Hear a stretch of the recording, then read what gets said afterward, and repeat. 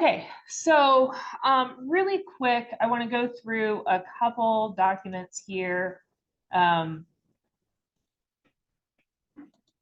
So we have the new schedule. Like I said, it's already wrong because we'll save the process mapping for the 22nd.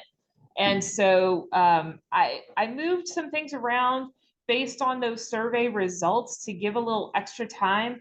The measure phase was really where a lot of those things came out that you guys didn't maybe feel as familiar with, was primarily in the measure phase. We'll be going through the first couple of sections of the book really, really quickly. I highly encourage you to read all of chapter 1.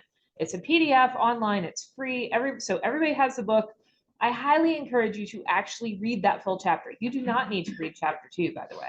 But chapter 1, I would like you to read because it gives all the history of Six Sigma that I don't talk about, even though I talked a lot about the history of Lean, because the Lean Six Sigma book really just kind of mentions tools here and there. It doesn't give that overview for Lean, which is why I'm doing it. But I'll have additional readings and additional resources on specific tools as we go through.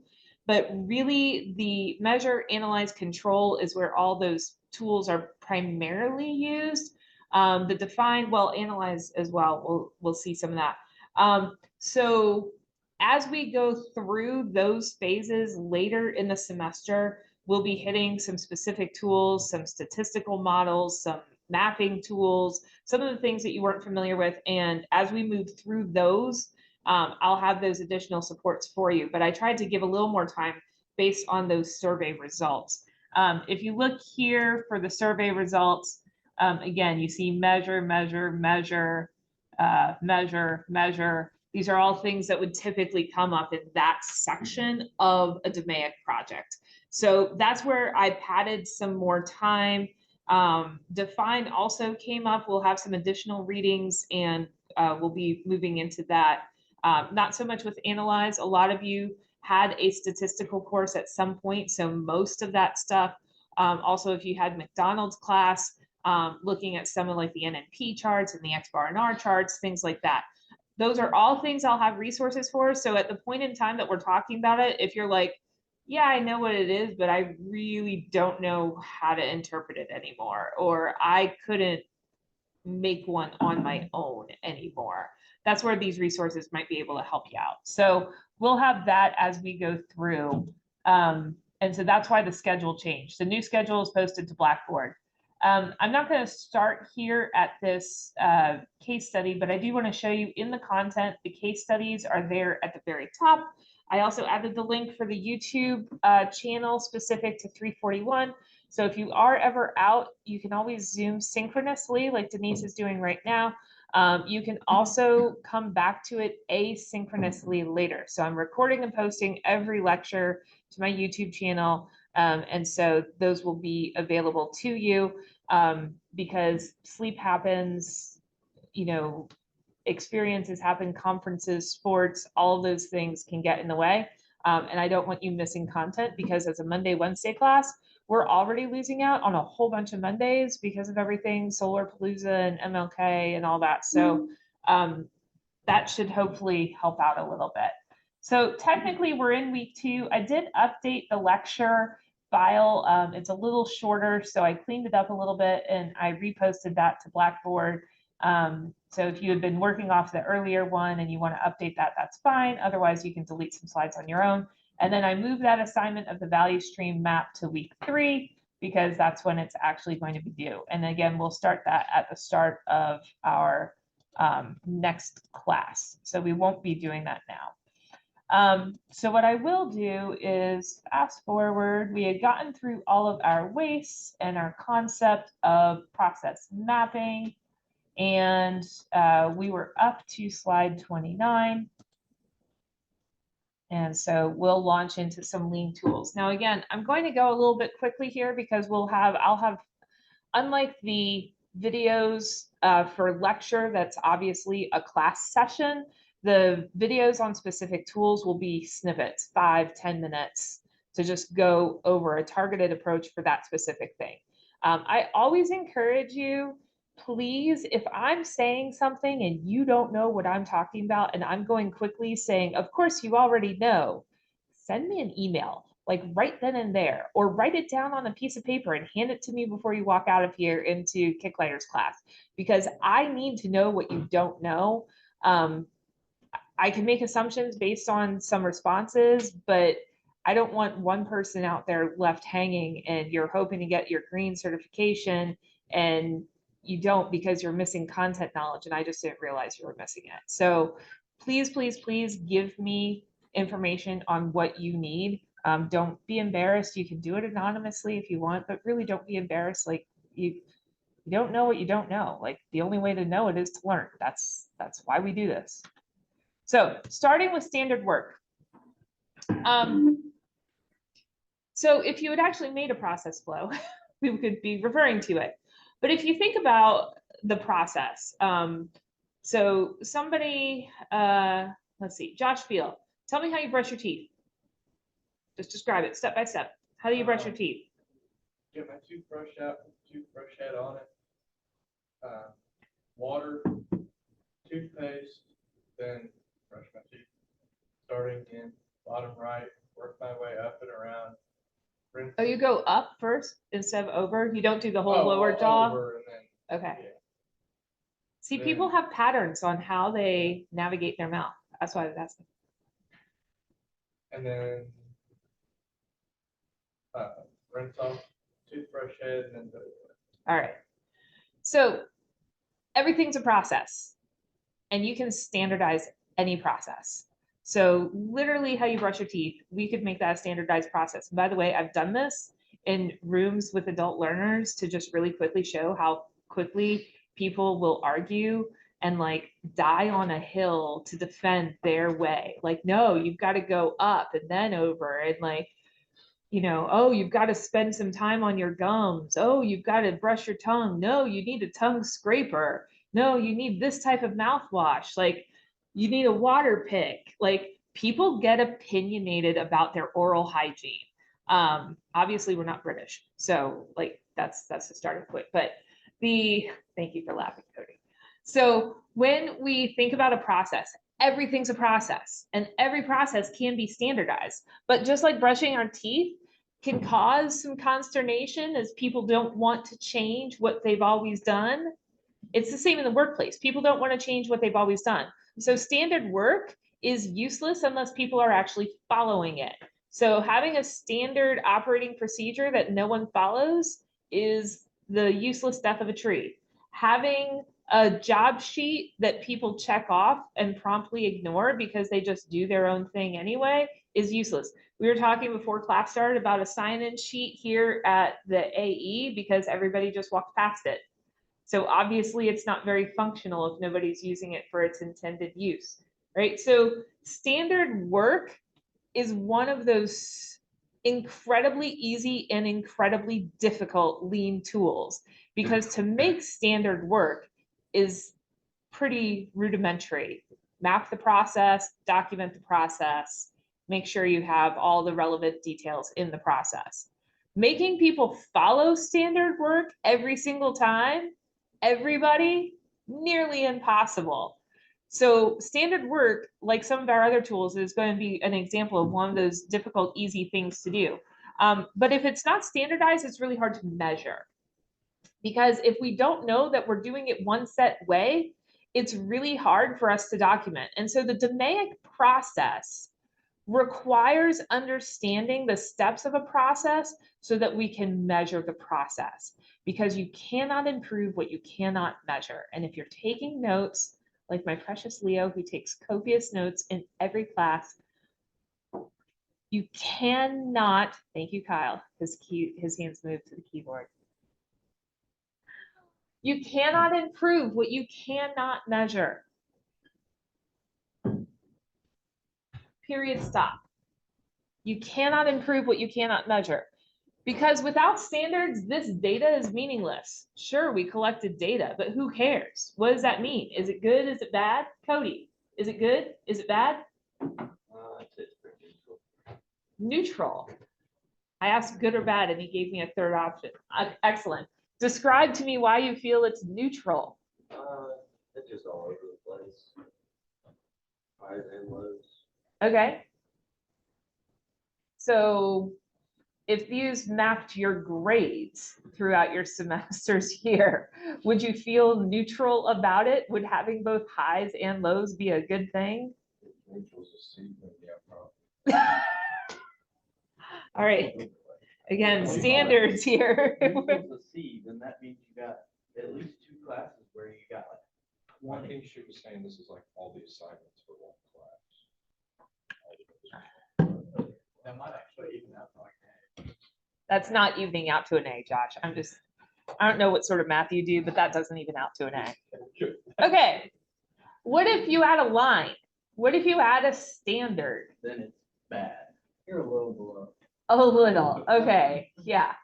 So when we add a standard, all of a sudden data makes sense. Without a standard, without something to measure against, data is useless. So you cannot improve what you cannot measure, and you need a standard to be measuring against for there to be any sort of assessment on something is good or bad, which is why we need to have standard work to tell us how it's supposed to be done, how long it's supposed to be take, what it's supposed to look like. I don't know if you guys watch Schitt's Creek, but one of the classic like memeable things is when they're talking about folding in the cheese, and David's like, what does it mean to fold in the cheese? And his mother, in typical fashion, is like, well, I can't do everything for you, because that's her answer whenever she doesn't know. So if you don't know what folding the cheese looks like, it sounds like this really weird thing. Like, you know, if you have shreds of cheddar, how would you fold the cheese? Leo, you cook. What's folding something into something else? Just mixing it gently and by like scraping off the side of the bowl and putting it in the middle, not just. Exactly. As opposed to mixing, beating, whisking, folding, you will add the content slowly and you bring content from the side and from the bottom up on top. It creates additional air. So if you're making things like souffles or angel food cakes, or any type of sponge cake, really, folding becomes really important. The technique matters. And if you know what it's supposed to look like, then you know if you're doing it correctly or not. This is how standards are important. You need to know what it's supposed to look like. You need to know what the outcome is supposed to include. So standards are everywhere. And when we don't understand them, when we don't document them, when we don't have something to measure ourselves against, we can't improve. If you imagine any sort of piece of music and people are playing in different keys, people are playing without following a conductor, you end up with just noise, right? Everybody's doing something, but doing something without being in harmony with other things doesn't result in that intended symphony or that intended score. What it results in is noise, chaos. And if you walked into a factory where people are not working in harmony, they're just executing their piece, completely oblivious to everything else happening around them, it's chaos. And every manufacturing floor I've been on, there's been somewhere where that is clearly seen. People are doing their jobs, but they're doing them in such a silo. And I don't mean physically separated. They might just be beating to their own drummer, like as they go through their day, completely regardless of anything else happening around them. And you can't say that they're not working, but they're really not contributing. They're not collaborating with the process as a whole. And that's another thing that standards can help us to establish. When you have a standard, you can then establish how are things supposed to interact with one another? How is one task going to impact another task? Because if you have one person who's working really quickly and the next person is, or the next department is short on staff, you end up piling up a whole lot of work in process, right? You can end up with people waiting for their orders. And again, food is an easy thing to watch process, value add, and non-value. And have you ever been there where you've seen, like, okay, Taco Bell's notorious for this. I can't eat Taco Bell anymore. Like once I hit 35, I really couldn't eat Taco Bell, which I miss greatly because whatever chemicals they put into it, It sure tastes good. But you go to a Taco Bell and you will notoriously see someone standing doing nothing. And there's like 80 orders beeping on the board, and everybody's waiting for their food, and the drive-through person is waiting, and there's people standing waiting to get it to go or to dine in, and they're waiting. And absolutely every time I've been in a Taco Bell facility, someone's standing doing nothing. Now, are they inherently lazy?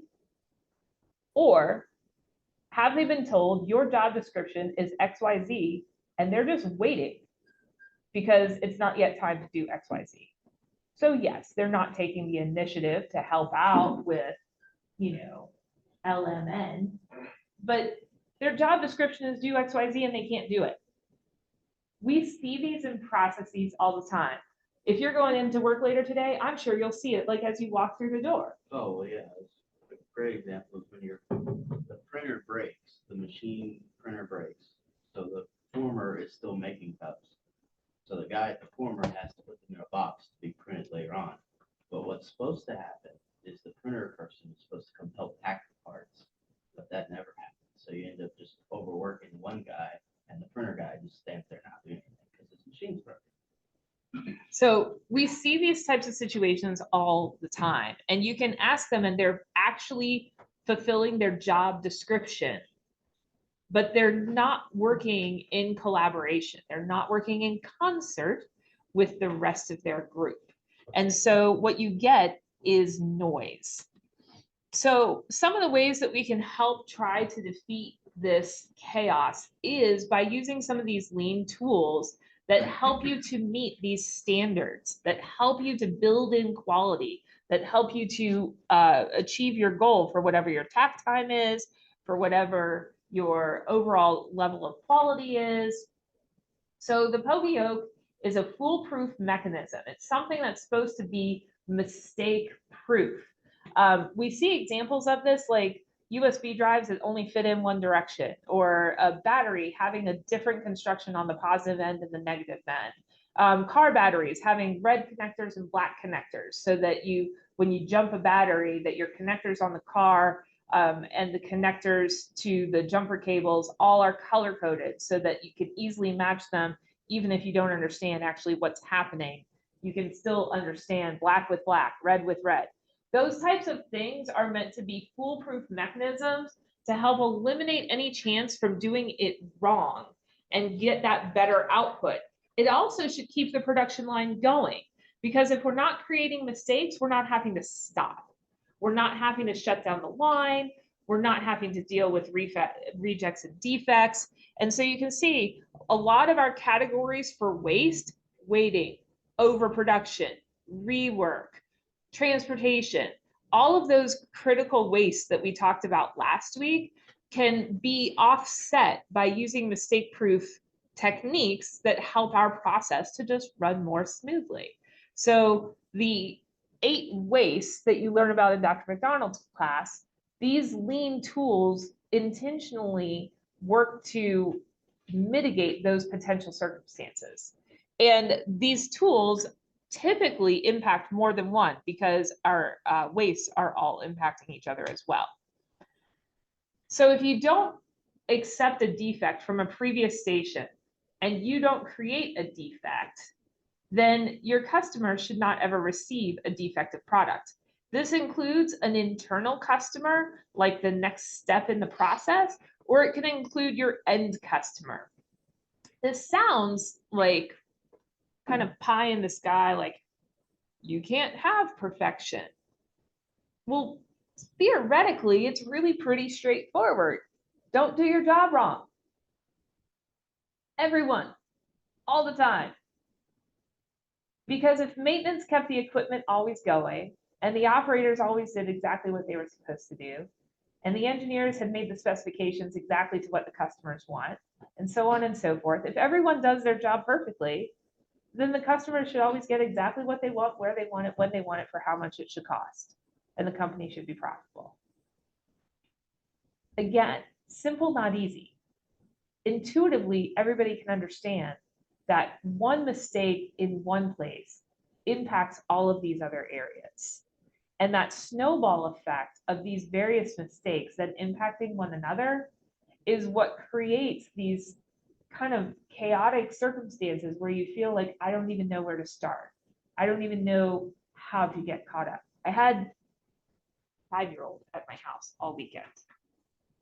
If you're not familiar with little kids, which my youngest is a freshman in college, so been a while since I've hung out with a toddler. They take a lot of work. Oh my gosh, that is labor intensive. So I'm behind. I came into my office at 4:30 this morning and started working, and I had one of those mornings, I know some of you can relate to this, where I partially did like 10 different things. Didn't finish any of them, started all I of them. finished one. I started 10 different things. I finished one. I've been here since 4:30. I've been here 4 hours already. Because I'm trying to get caught up because I didn't work it all over the weekend because 5-year-olds need constant entertainment and attention, and otherwise they break things. And so I felt super behind and could not get myself going. Now, what happens? What's the likelihood of me completing all 10 of those tasks perfectly as I start and stop, start and stop, start and stop? Pretty low, right? It's also extraordinarily inefficient because I have to kind of reestablish every time. Where did I leave this off? What was I doing? What was I supposed to do next? But how many of you have worked in a facility where you start to do something, especially if you're in maintenance or you're a supervisor of some kind, a team lead, where you start to do something and then someone calls you over with the crisis of the moment? And so you have to drop what you're doing and go do. I know this happens at Fairfall all the time because I've heard stories from other people. Yeah. So you have this moment where people are trying to get something done and then they stop and they have to go do something else because we're addressing the crisis of the moment. That in and of itself is helping to build in defects, build in problems, and create inefficiency. So it's never malicious. I really truly believe that people want to do an okay job. Like the path of least resistance can often be just keeping the status quo going. You know, you don't do it so terribly that you get noticed and get fired, but you don't really work very hard because they're not paying you enough to do that. I feel like most people kind of approach life that way, especially in manufacturing workplaces. They're not actively trying to sabotage, but the very method with which we interact with processes oftentimes undermines our goals. Because the cost of poor quality increases as we move through this. The further it gets away from the point of the defect, the more it costs. When it passes along, when I do something pretty shoddy and it's not great, and I pass it along to Leo, Leo has a choice. He can kick it back to me and stand there and do nothing. He can fix my mistake, which he wasn't paid to do, may not have the appropriate tools or training or expertise to do. Or he can do the best he can with what I gave him and then pass it upstream.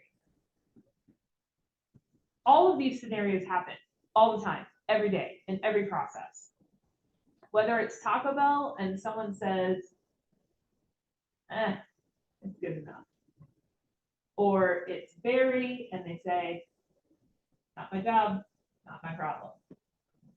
Or it's AmeriQual and they say, nobody's going to notice that. Whatever the case may be, this happens all the time, everywhere. And when we pass those errors along, the further it gets from us, the more it costs the company. Because you're compounding that error, either through additional delays, additional waiting, additional transportation, rework, rejects, defects, warranty claims. There's nothing more expensive than a warranty claim. How many people post online reviews for things that were as expected? How many post online reviews for things that were terrible?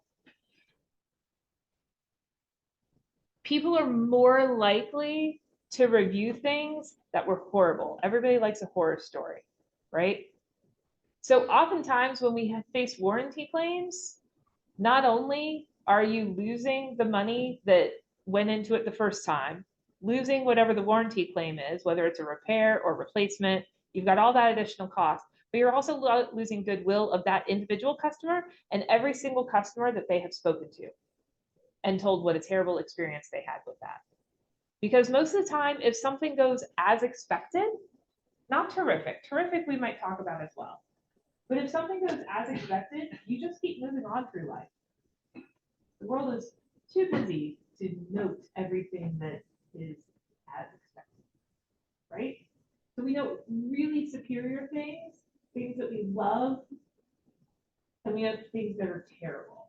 Warranty claims, you lose not only all of those additional costs, but potential future business, not only of that customer, but also other customers, which means that your end user having to return something, you actually can lose potential of market shares.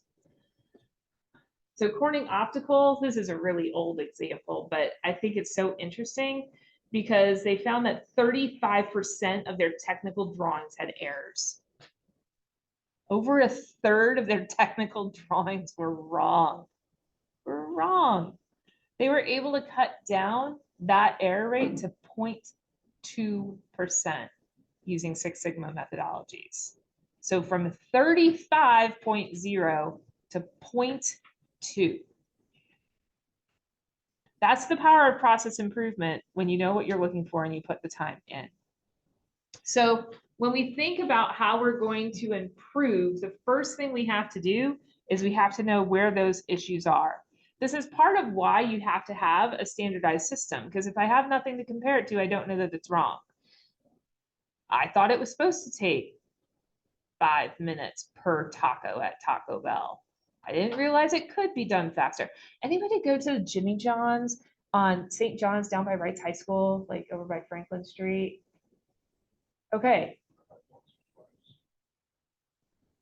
Why do you not go there more often?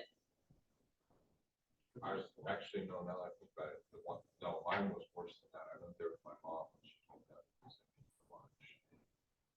If I'm being honest, it honestly looked like the two employees are smoking crack outside. It's every chance they could get. I mean, this guy was making my sandwich, and with his other hand, he's itching his face as hard as he could. Okay. So having gone through drive-through, I'm blissfully ignorant as to the crack usage and like dermatitis that is taking place. Josh, what were you were saying there? What? I was gonna say because it's slow. At least the one on the east side. It's so slow. Okay, when I was at Purdue, like Jimmy John's, you walked in and before you could finish pulling your debit card out, your sandwich is made at the other end. Or if you did like, because Jimmy John's long before the Grubhubs and all those, or like little robot friends bringing us our food, maybe bringing us our food to where we are. Long before that, Jimmy John's delivered all over campus and they were like 4 blocks away. And I'd hang up the phone and in less than 10 minutes, the sandwich and the chips would be in my possession. Freaky fast. That's their tagline. And yet they weren't doing it. No. So oftentimes what we see as symptomatic is a plethora of problems. And that's why they use this iceberg thing illustration, because icebergs were particularly dangerous because the bulk of them is below the surface, unseen. It's a lot harder to avoid things that you can barely see. Is it a loose piece of ice that's just floating and bobbing on the surface, or is it an actual iceberg? From far away, it looks different. So before they had radar to be able to navigate those things well, we were just sinking Titanic left and right. There were a lot more ships that sunk because of icebergs than the Titanic. Titanic's just got Leonardo DiCaprio to, keep the story going. Quality systems are very much the same way. The symptoms are what we see, but the actual causes are below the surface, oftentimes unseen, oftentimes systemic. It's just built into the fabric of how people do things and how people work. It's the attitude that allows them to say, not my problem. Somebody else will catch it. Those types of pervasive attitudes, which are not visible, you can see the result of them, but the attitude themselves is internalized in each employee. Those types of attitudes are what lead to having all of these issues, which is why it's really hard to be a consultant and do Lean Six Sigma. And I did this for years and got paid well for it, but it's challenging to find out why things are actually happening. It's very difficult to do it just observationally. You can see what's happening, but you don't yet know why. I went into a place in Lebanon, Indiana, so like about a 20, 30 minutes north of Indy, depending on how fast you drive and what roads you're taking. They make marine batteries. They rework 70% of their batteries. Their out the door quality is very good. Their in-house quality, their first time through quality is terrible. So they inspect out all of these defects and rework until they have a successful battery that they can sell to a customer.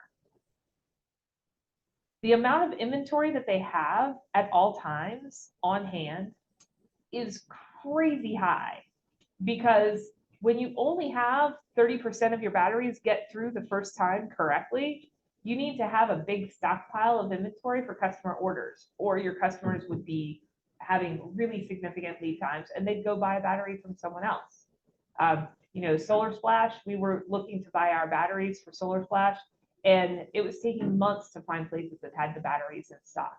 So it's one of those items where you don't have it in stock, they just go down the list to the next supplier and look for someone else, because batteries are something that you don't necessarily need a specific brand. You need certain characteristics. You need to know that it's going to retain a charge for X amount of time. You need to know its capacitance, but you don't necessarily need it to be a specific brand.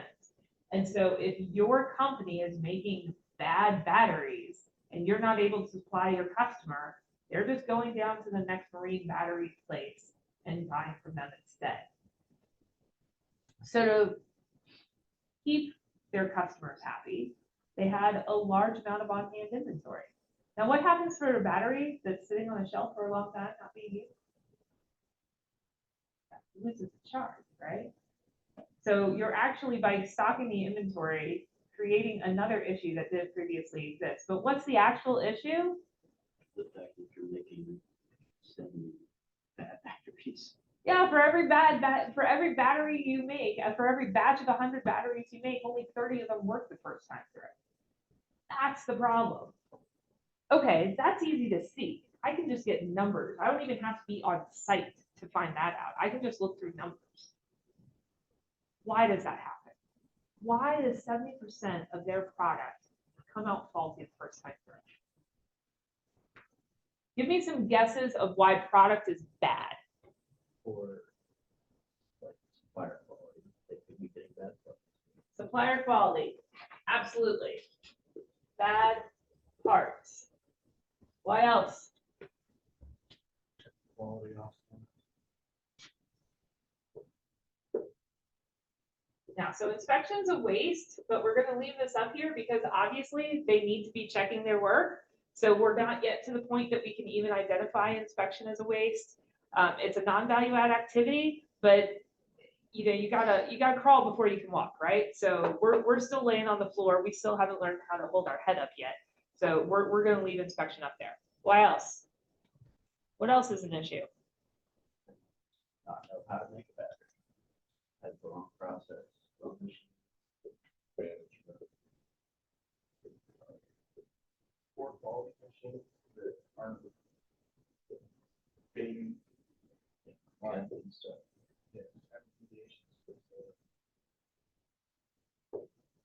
They might not have standards in place on operations for the next, instead of throwing some out, whenever it's done, a whole batch is moved on.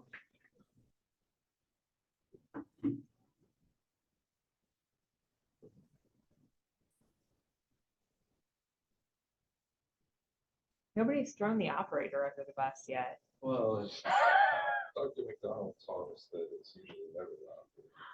Well, so never is a strong word. He probably didn't. say So that. like, It's important to not, because it doesn't even matter if it's the operator. You can't fix the operator. Retrain. I've got a door right there that they can walk through. Not okay. in this day and age. You can't just go firing people because you can't hire new people. Okay, So, right, we are currently in a state, and that's not always true. So these problems kind of exist outside of the labor crunch. But we are currently in a state where you fire someone, you don't know when you're going to be able to replace them, which means even if it's the operator's fault, I need to be looking at how to support the operator. So it might be the operator's fault. I'm not going to say it's not. It could be. We're making a big old list and operators all the way down at the bottom. But it could be the operator's fault. That doesn't mean I can fix that. That doesn't mean I can fix it quickly. Operator error is probably the hardest thing, because even if I write a standard that's good, fix my equipment, have a good process, train him on it, what's the likelihood that he's going to execute it or she is going to execute it well first time? Well, they're still humans, so there's probably a million other things to do. We So- might piss them off trying to tell them how to do their job, and I'm not gonna do anything the rest of the day. Oh, absolutely. Absolutely. I love the cross arm, you can't make me, and you know what, they're right. So, I feel like that's Great. kind of useful as an engineer for all of our sake, that we have to learn how to talk to operators about something like that, which I feel like it's hard to do because we're so comfortable in stuff that we're talking about. yeah, we talked about last week how Leo had the advantage of actually having worked on the floor, that it means he could be Favorite approachable line to whip out. with the I used to do operators. this. Right.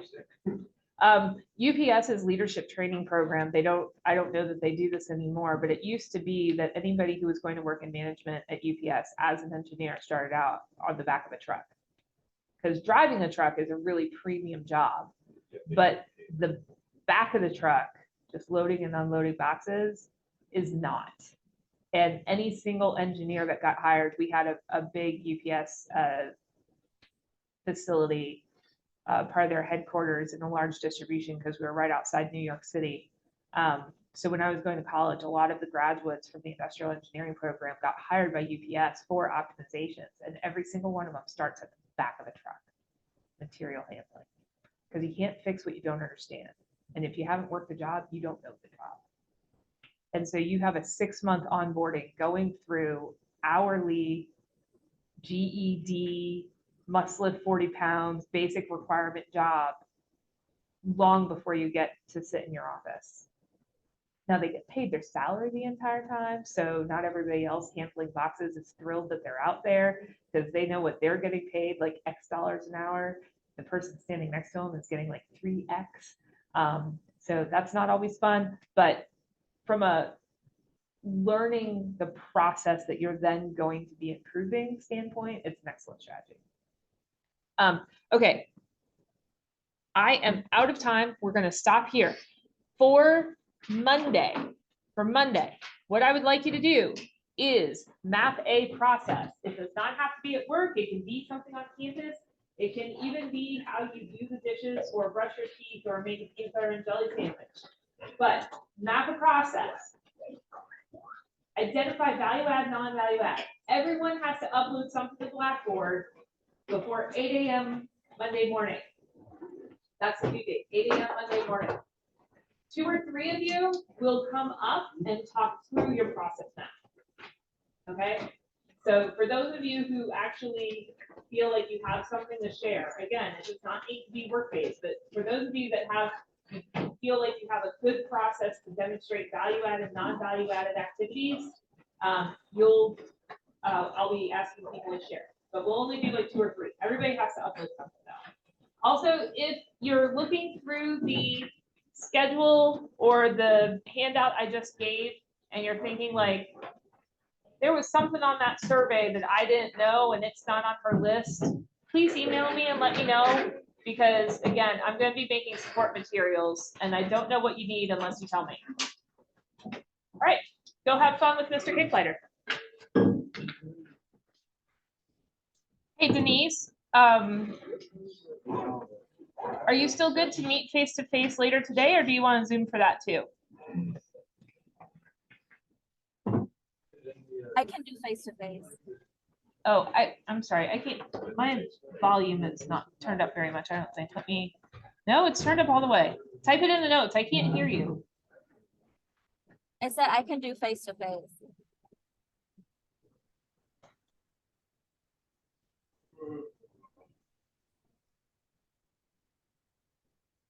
Okay, everybody just left. Can you still meet face to face or do you want Zoom? I can do face to face. Okay, I'll see you later this afternoon then, or later this morning. Thank you. All right, bye.